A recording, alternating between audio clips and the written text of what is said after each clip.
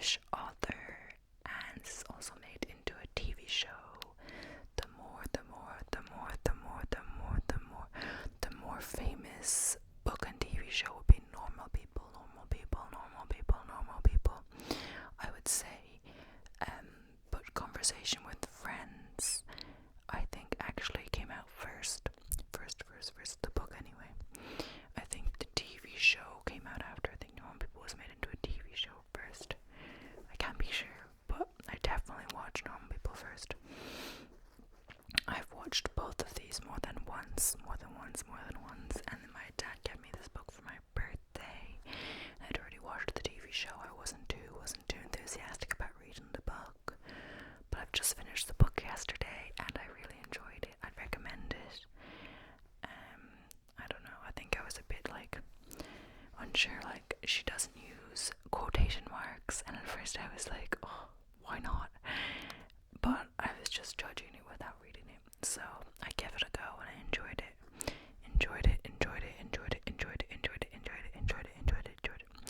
I wouldn't say I'm reading much at all lately, so it was good to get back into reading, getting my concentration back and stuff like that.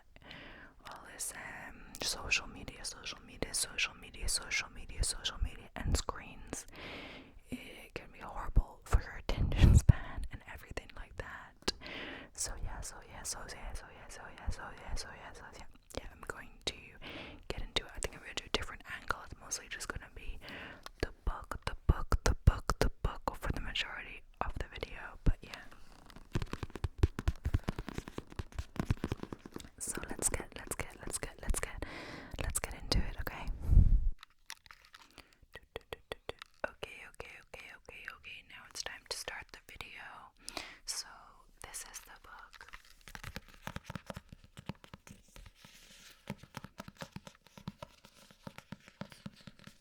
And here are some other objects I put on the table for setting the scene, I guess.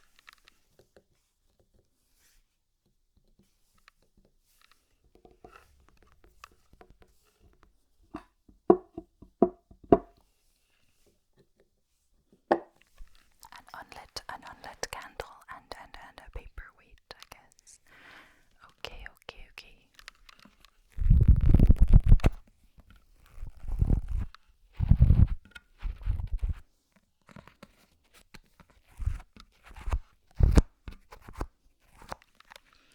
Okay, so it's a very simplistic setup. I couldn't find much better, but yeah.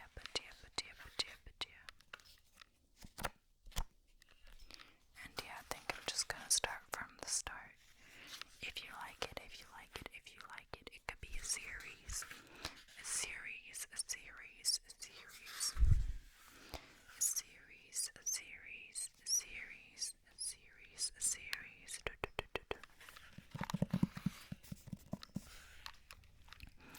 Okay, so the first chapter. Bobby and I first met Melissa at a poetry night in town where we were performing together. Melissa took our photograph outside with Bobby smoking and me subconsciously holding my left wrist in my right hand, as if I was afraid the wrist was going to get away from me. Melissa used a big professional camera and kept lots of different lenses in a special camera pouch. She chatted and smoked while taking the pictures. She talked about her performance and we talked about her work, which we'd come across on the internet. Around midnight the bar closed. It was starting to rain then, and Melissa told us we were welcome to come back to her house for a drink. We all got into the back of a taxi together and started fixing up our seatbelts. Bobby sat in the middle with her head turned to speak to Melissa, so I could see the back of her neck and her little spoon-like ear. Melissa gave the driver an address in Monkstown, and I turned to look out the window. A voice came on the radio to say the words 80s pop classics, then a jingle played.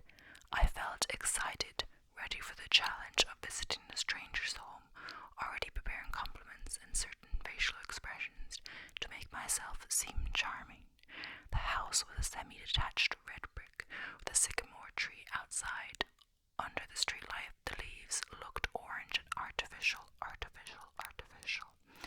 I was a big fan of seeing the insides of other people's houses, especially people who were slightly famous, like Melissa. Right away, I decided to remember everything about her home so I could describe it to our other friends later, and Bobby could agree.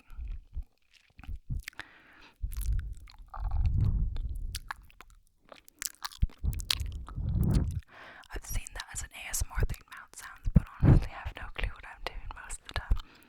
I feel very weird doing this, but people do it.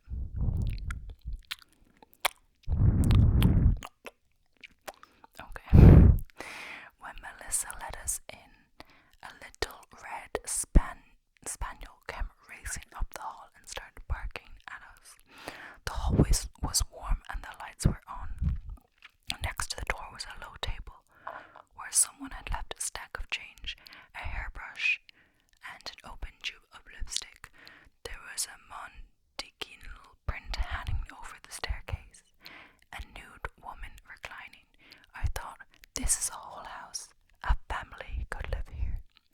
We have guests, Melissa called down the corridor. No one appeared, so I followed her into the kitchen. I remember seeing a dark wooden bowl filled with white fruit and noticing the glass conservatory. Rich people, I thought. I was always thinking about rich people then.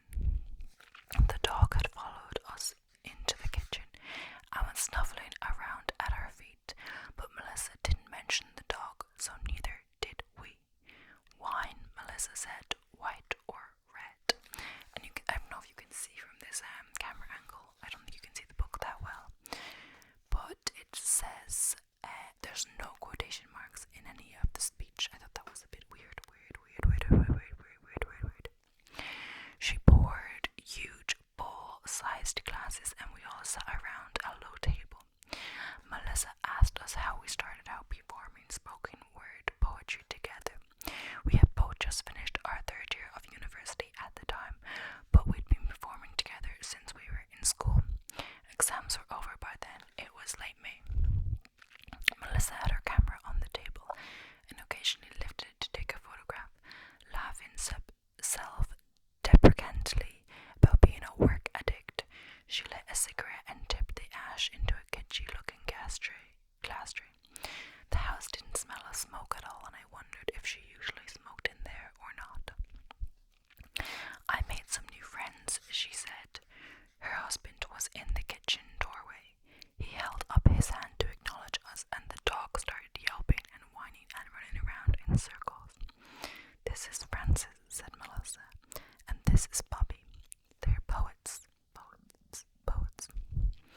He took a bottle of beer out of the fridge and opened it on the countertop.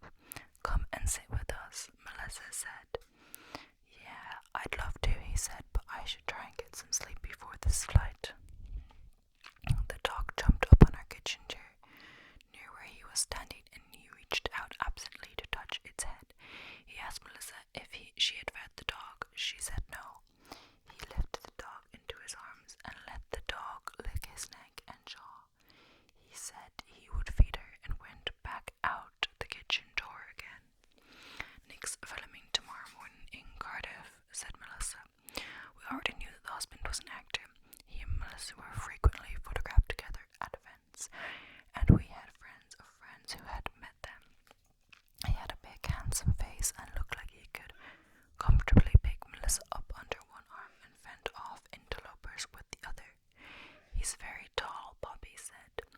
Melissa smiled as if tall was a new euphemism for something, but not necessarily something flattering. The conversation moved on. We got into a short discussion about the government and the Catholic Church. Melissa asked us if we were religious, and we said no. She said she found religious occasions like funerals or weddings comforting in kind of sedative way. They're communal, she said. There's something nice about that for the neurotic individualist, and I went to a convent school, so I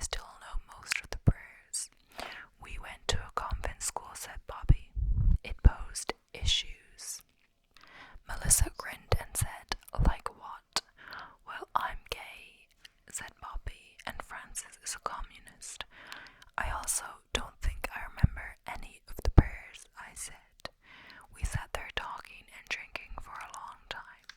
I remember that we talked about the poet Patricia Lockwood, who we admired, and also about what Bobby despairingly called pay gap feminism. I started to get tired and a little drunk. I couldn't think of anything witty to say, and it was hard to arrange my face in a way that would convey my sense of humor. I think I laughed and nodded a lot. Melissa told us she was working on a new book of essays. Bobby had read her first one, but I hadn't. It's not very good, Melissa told me. Wait till the next one comes out. At about 3 o'clock she showed us to the spare room and told us how great it was to meet us and how glad she was that we were staying. When we got into bed, I stared up at the ceiling and felt very drunk. The room was spinning repetitively in short, consecutive spins. Once I adjusted my eyes to one rotation, another would begin. Immediately, I asked Bobby if she was also having a problem with that, but she said no.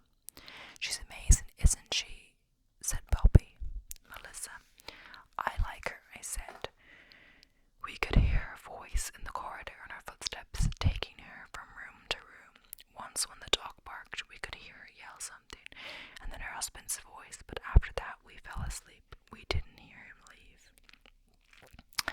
Bobby and I had met in secondary school. Back then, Bobby was very opinionated and frequently spent time in detention for a behavioral offense our school called disrupting teaching and learning.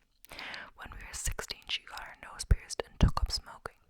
Nobody liked her. She got temporarily suspended once for writing "Fuck the Patriarchy" on the wall beside a plaster cast of the crucifixion.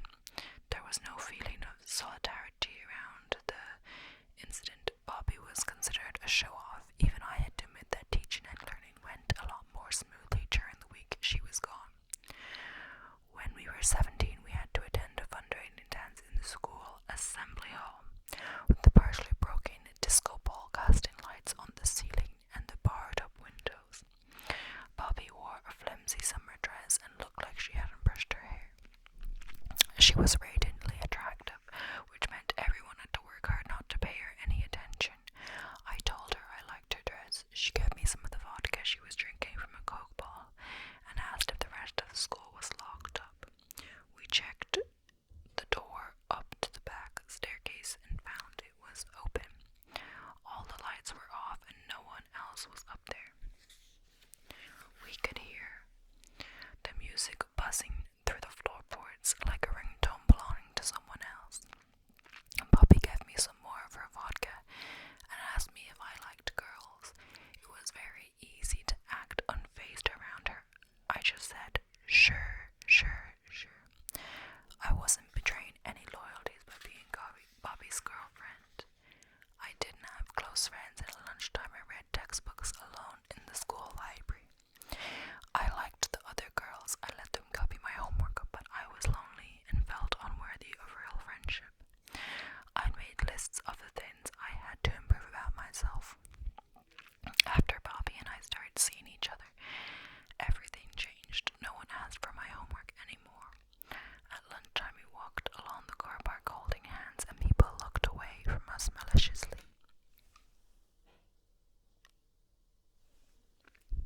It was fun. The first real fun I've ever had. After school, we used to lie in her room listening to music and talking about why we liked each other. There were long and intense conversations and felt so monumentous to me that I secretly transcribed parts of them from memory. In the evenings, when Bobby talked about me, it felt like seeing myself in a mirror for the first time. I also looked in actual mirrors more often. I started taking close interest in my face and body, which I'd never done before. I asked Bobby questions like, do I have long legs or short? As our school graduation ceremony, we performed a spoken word piece together. Some of the parents cried, but our classmates just looked out the assembly room windows or talked quietly amongst themselves. Several months later, after more than a year together, Bobby and I broke up. Melissa wanted to write a profile about us. She sent us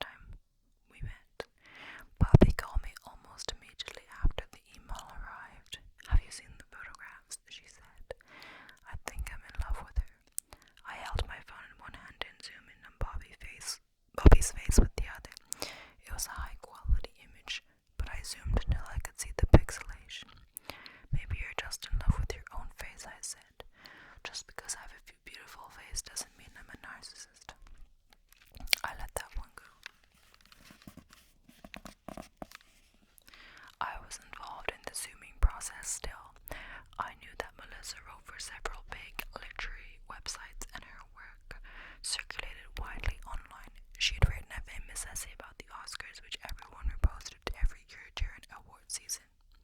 Sometimes she also wrote local profiles about artists who sold their work on Grafton Street or buskers in London. These were always accompanied by beautiful photographs of her subjects, looking human and full of character. I zoomed back out and tried to look at my own face if I were a stranger on the internet seeing it for the first time.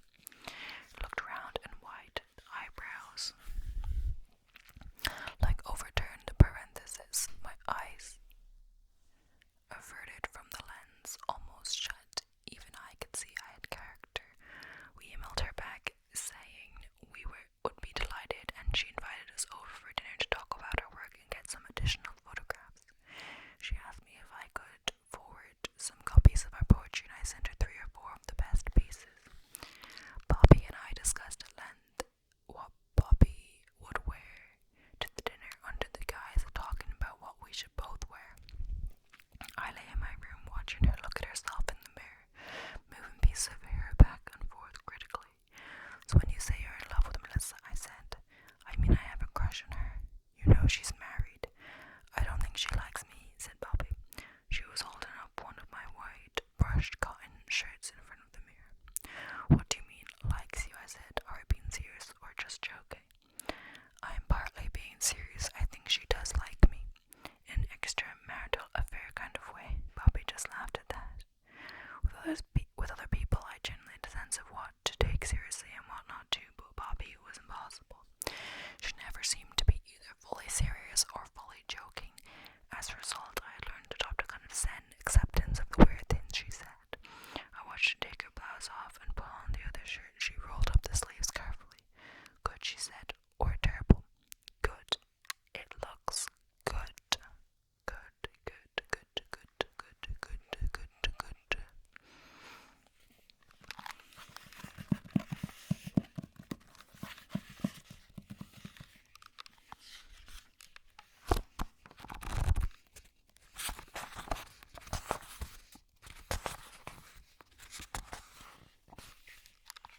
I think I'll read one more chapter, but my voice is kind of sore. I have a bit of a sore throat, I'm not sure why. And the other thing is I'd already read some of this, and it wasn't recording on the camera. So I had to do it again. Honestly, I probably could have just flipped the camera, but I would have to match the pace. But since you can't see me, it wouldn't have to be perfectly in sync, because I just hate when it doesn't match up to the person's mouth. But that's not an issue here, but yeah. Still, so I don't want to speak more than necessary if my throat is sore. It rained all day before we went for dinner at Melissa's. I sat in bed in the morning writing poetry, hitting the return key whenever I wanted. Eventually, I opened my blinds, read the news online, and showered. My apartment had a door out into the courtyard of the building, which was lavish with greenery and featured a cherry blossom tree in the far corner. It was almost June now, but in April the blossoms were bright and silky like confetti. The couple next door had a little baby who cried sometimes at night. I liked living there. Bobby and I met in town that evening and got a bus to Monkstown. Finding our way back to the house felt like unwrapping something in a game of pass the parcel. I mentioned this to Bobby on the way, and she says, is it the prize or just another layer of wrapping? We'll catch up on that after dinner, I said. When we rang the bell, Melissa answered the door with her camera slung over one shoulder. She thanked us for coming. She had an expressive, conspirational smile, which I thought she probably gave to all of her subjects, as if to say, you're no ordinary subject to me, you're a special favourite. I knew I'd endlessly practice a smile later in a mirror. The spaniel lapped in the kitchen doorway while we hung up our jackets. In the kitchen, her husband was chopping vegetables. The dog was really excited by this gathering. It leapt onto a kitchen chair and barked for 10 or 20 seconds before he told it to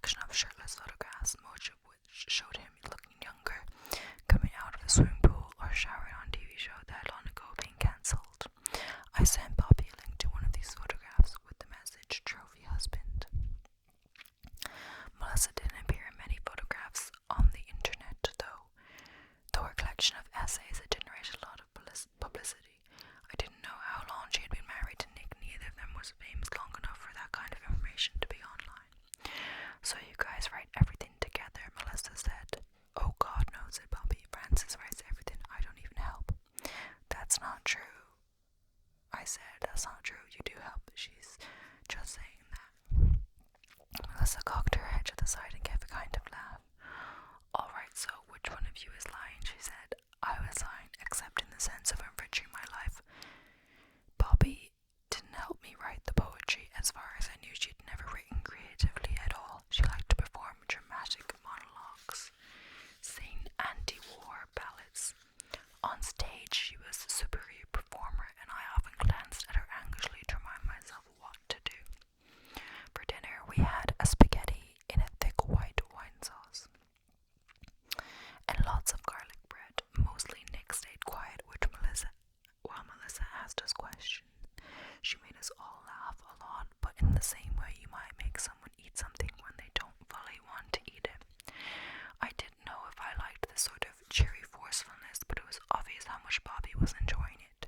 She was laughing even more than she really had to, I could tell.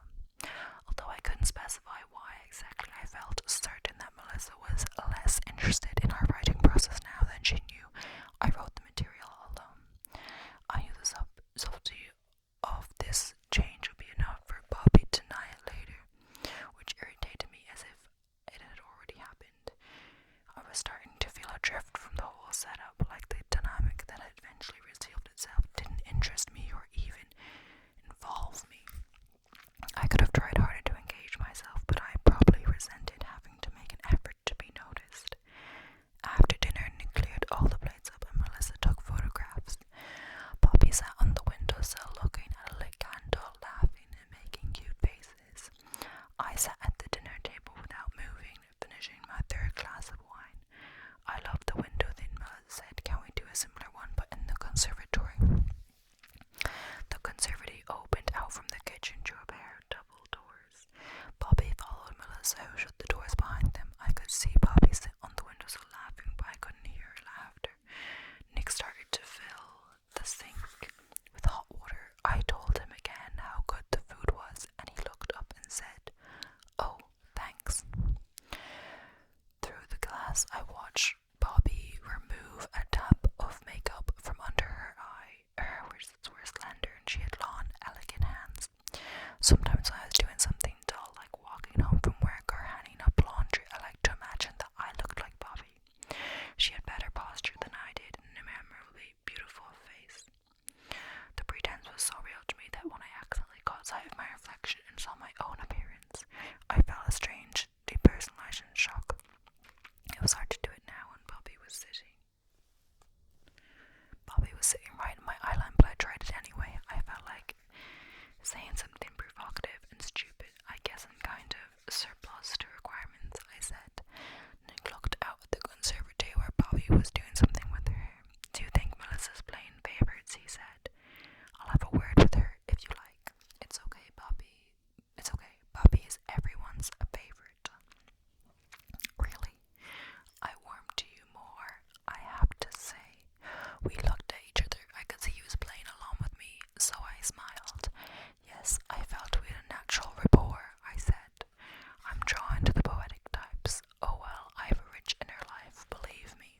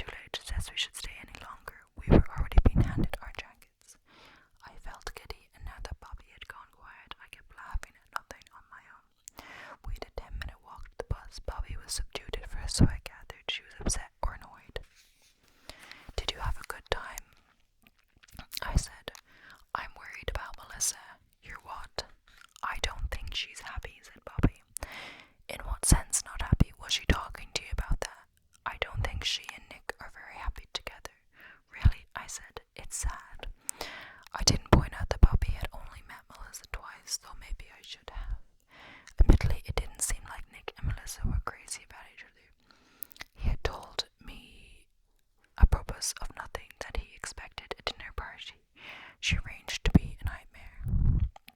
I thought it was funny, I said. He hardly opened his mouth, yet he had a humorous smile about him. Bobby didn't laugh. I dropped it. We hardly spoke on the bus since I could see she wasn't going to be interested in the effortless rapport I'd established with Melissa's trophy husband. I couldn't think of anything else to talk about. When I got back to my apartment, I felt drunker than I had been in the house. Bobby had gone home and I was on my own. I turned all the lights on before I went to bed. Sometimes that was something I did. Bobby's parents were going through an acrimonious breakup that summer. Bobby's mother, Eleanor, had always been emotionally fragile and given to long periods of unspecified illness, which made her father, Jerry, the favored parent in the split. Bobby always called them by their first names. This had probably originated as an act of rebellion, but now just seemed collegial, I don't know. Like their family was a small business they ran cooperatively. Bobby's sister Linda was 14 and didn't seem to be handling the whole thing with Bobby's composure. Bobby's sister Linda was 14 and didn't seem to be handling the whole thing with Bobby's composure. My parents had separated when I was 12 and my father had moved back to Ballina where they met. I lived in Dublin with my mother until I finished school, and then she moved back to Ballina too. When college started, I moved into an apartment in Liberties belonging to my father's brother. During term time, he let out the second bedroom to another student, and I had to keep quiet in the evenings and say hi politely when I saw my roommate in the kitchen. But in the summer, when the roommate went home, I was allowed to live there all on my own and make coffee whenever I wanted and leave books laid open in all the services. I had an internship in a literary agency at the time. There was one other intern called Philip who I knew from college. Our job was to read stacks of manuscripts and write one-page reports on their literary value. The value was almost always nil. Sometimes Philip would certainly read bad sentences aloud to me, which made me laugh, but we didn't do that in front of the adults who worked there. We worked 3 days a week and we were both paid a stipend, which meant we basically weren't paid at all. All I needed was food, and Philip lived at home, so it didn't matter much to us. This is how privilege gets perpetuated, Philip told me in the office one day. Rich assholes like us taking unpaid internships and getting jobs off the back of them. Speak for yourself, I said. I'm never going to get a job.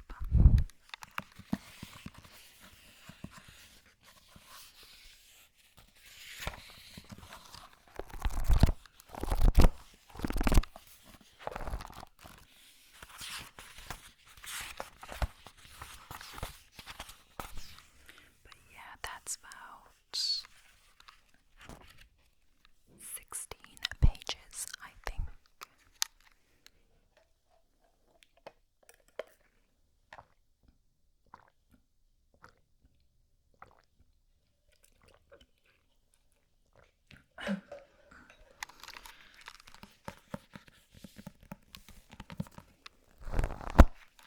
So yeah, that's about 16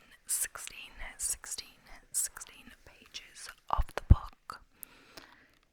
Yeah, I just read it, so it's weird reading it again. And of course, I wasn't reading it out loud before, so yeah. My voice is starting to get at me. I don't know what I did. I went swimming in the sea. Maybe that had something to do with it, but I'm not sure.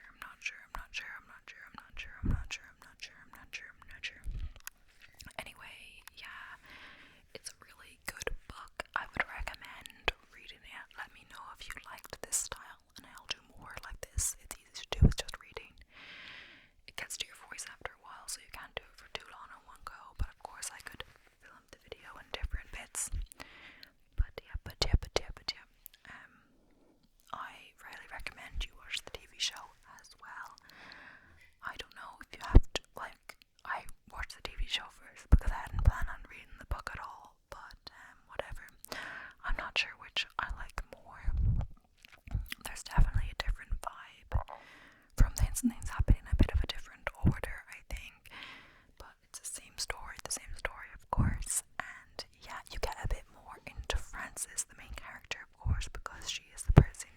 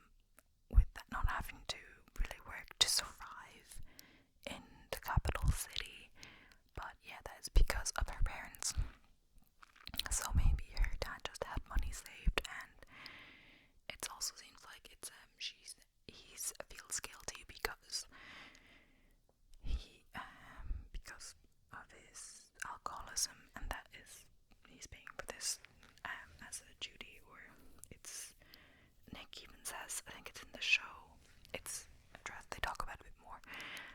Don't feel guilty for that, because maybe that's if he wasn't really a father to her growing up, at least he's being a father, financially speaking, not emotionally speaking. But yeah, in the TV show, she doesn't ever get a job. Like, I mean, in the space of the book, I'm sure she does later, except she does have the internship, which doesn't pay much, of course. It's just meant to cover her food and stuff. But in the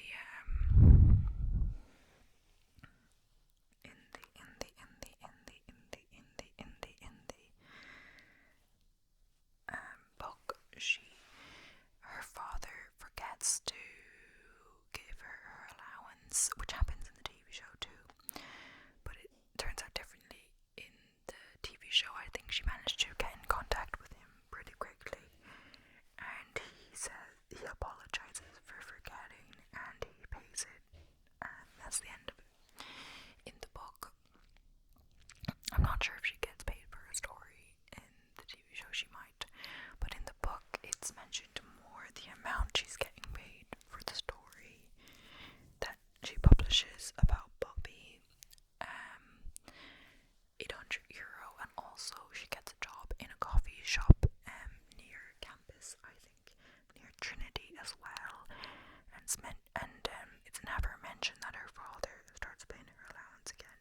She feels good for being financially free. Oh, she also has to get a loan from Nick to afford food, like he was bringing her food, bread and whatever when he came over. But she mentioned he was surviving on this, and he gave her like €200 to get some food or whatever else. So yeah. That's one difference I noticed, but I did watch the TV show a good while ago, so I can't say for certain like everything. I know that was a little more of a focus. I'm not sure why.